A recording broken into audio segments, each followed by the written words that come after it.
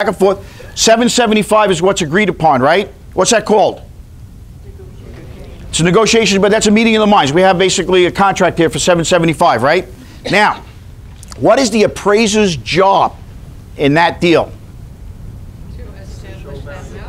Not to establish the value, to give their professional opinion in support of that value. Is that a true $775,000 purchase in that area? Does that make sense? Who does that protect? Justifying. It protects everybody in the transaction, believe it or not, everybody, right? Now, here's why. Let me ask you guys this very important question.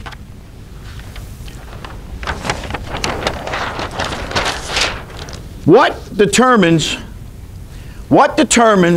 the final interest rate on any loan? Credit is part of it. I have a class on that tomorrow morning. Come to that. Debt to income ratio is part of it. Down payment would be part of it. All right, I'm going to give you guys a little help. It's a four-letter word. It ends in the letter K. Be careful what you're thinking. Bank is not correct. But thanks for playing. Bank is good guess. Anybody else?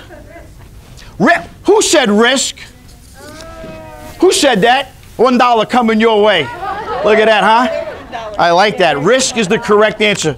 Here you go. I'll hand it to you myself. There you go. Risk is the correct answer, all right? So I want you to write this down. Write it down or just lock it up in your mind here, because this is very important to lending. The higher the risk the borrower presents to the lender, the higher the interest rate will be. The higher the interest rate will be. Fair enough? So, all of these things come together. And appraisal is a very important part of it. So now here's what happens. Let's do an example now. What's your first name? Claire. Hi, Claire. You scared? No. All right, Claire. Good. All right. Ready? She's thinking. She's thinking, oh, what is he going to ask me? All right, it's all good. All right, so Claire is selling her house for $800,000. I offered back and forth $775 contract price. You with me? Now we were talking about what appraisers come in. Sometimes they come in a little higher, sometimes a little lower. Let's say $775 is what I agreed to buy your house, or you agree to sell it. The appraiser comes in and appraises it for $800,000. So we have an $800,000 appraisal. We have a $775,000 contract price. You with me? Which value does the lender use? The $800,000 appraised value or the $775 contract price? How many people say $775? How many people say $800? How many people don't care? All right. The correct answer is $775. I'm going to tell you how that works in a second, because now we're going to do another scenario. Hi. You're selling your house now for $775,000.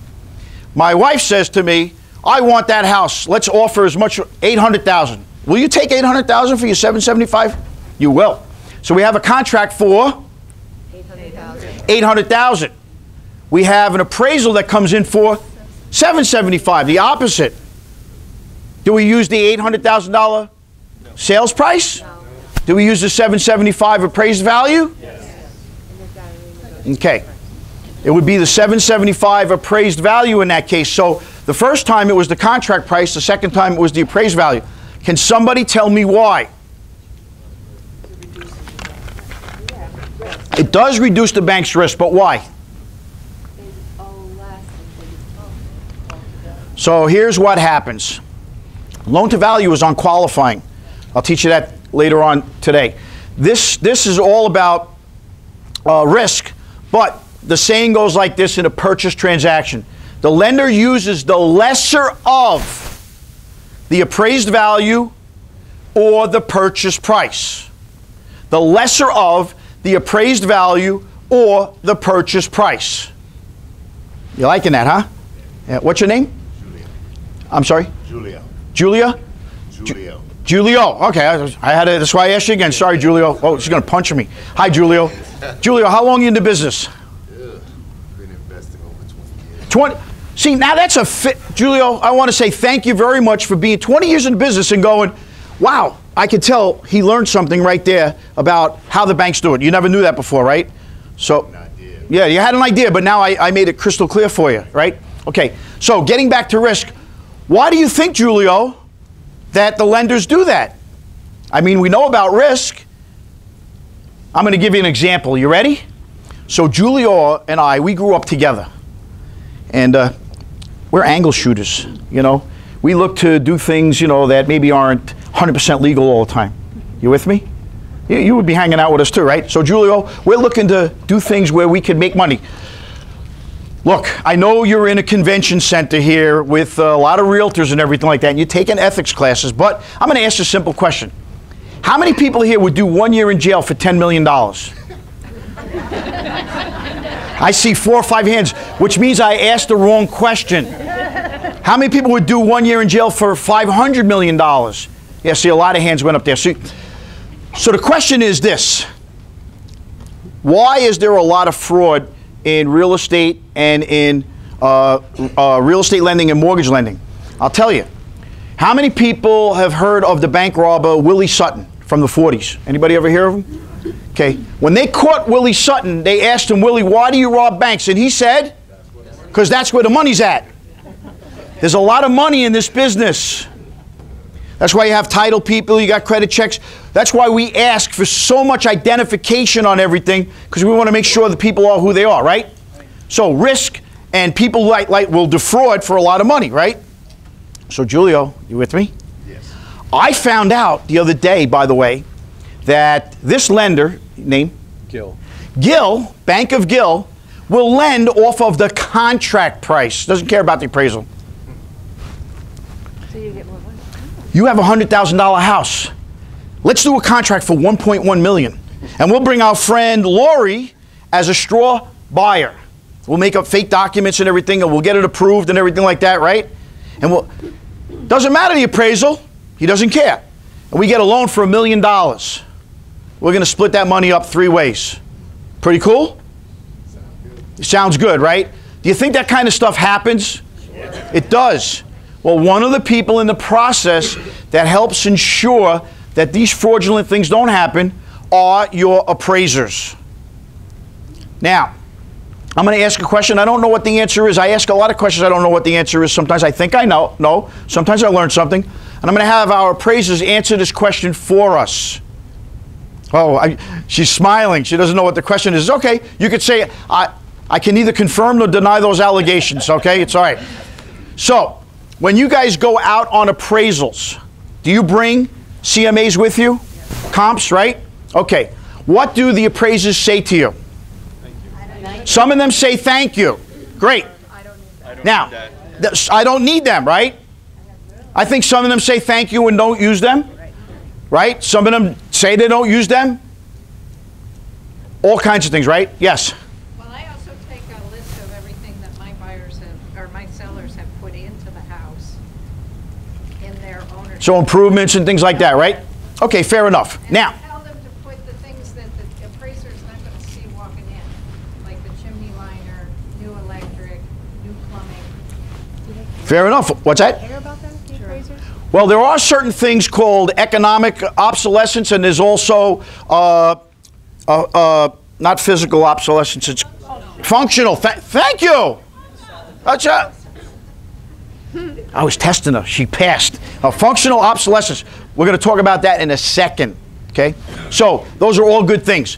Now, as appraisers, do you care if people bring them to you or not? We love it. We want you there. Awesome. The inspection, we encourage it because you know more about that property. Part of the requirements when we're doing an originating appraisal, we have to know when the kitchen was put in within a 0 to time frame. We have a drop down menu, so you guys actually have that data and you can get lots of data from this. Okay, also too, if we can't, if the electricity's off, we can't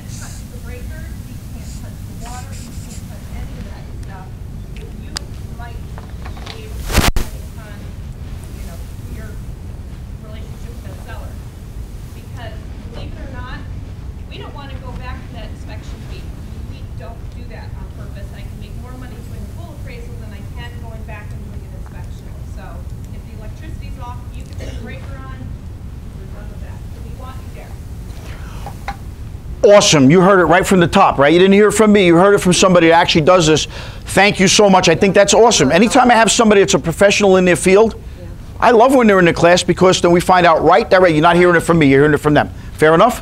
All right. Let's talk about functional obsolescence for a moment. And by the way, the things that we're talking about here, when I hand out the appraisal, the reason why I don't hand out the appraisal report early is because if I handed it out already, what do you think everybody would be doing? Reading it. Yeah, flipping through the pages and reading it and asking questions. We're going to talk about a few things here. Then when I hand it out, we're actually going to go through all of the things that are on there. And I know, is it Bob? I forget you. Is it Bob? Bob asked me about BP, because he does BPOs. Are we going to talk about, how we figure out the true value? We do the comparisons and everything. We'll talk about that too. All right? All right, so let's talk about functional obsolescence. How many people here have sold homes where there are fuse boxes in the house? Yeah, a lot of homes, right? I'm from the 5 boroughs. I'm Long Island, Queens, all that stuff. All those brownstones are 150, 200 years old. There's a lot of fuse boxes on there, right? So let's do this for a second. Let's say, who haven't I picked up? Oh, okay, what's your name? Doug. Doug? Yes. That's a great name. I like that name. All right, so Doug, I better not forget your name. So Doug, have you ever lived in a home that had fuse boxes? Okay, how many people have? Wow. Wow, are you surprised?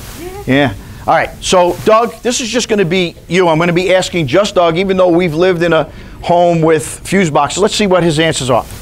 So Doug, it's 11:30 at night on a Friday night. You're home by yourself. You got cold beer in your refrigerator. You're watching your favorite show on TV. This 200 amp fuse is the one that does your refrigerator and your TV. Are you with me? 11:30. Blows out. TV's out and your ice cold beer is out. You're going to go to the drawer and you're going to look for another 200 amp fuse and you don't have any. What are you going to do? Cry. Who said cry? There's ways around it. No, it's 11:30 at night, closed. Oh, they're closed. You live 80 miles away from everything. Done. Turn off the fridge. It already went off because the fridge is on this one too. So the fridge and the TV are both done. Is switch it with a 50? It's going to blow out because it's a 200 amp. It'll never hold it. Woo. They said put a penny in there. How many people, show of hands, have actually done that? Yeah, I've done that. Yeah, yeah. Really? Who said really? You never watched MacGyver? Come on. Little piece of gum and a whatever. Oh, put a penny in there. Why? It completes the circuit because the electricity comes in here, it goes through the fuse, and it goes out, right? Now, here's what happens. If you put a penny in there, is it dangerous? Yes. Why is it that? What's the worst thing that can happen?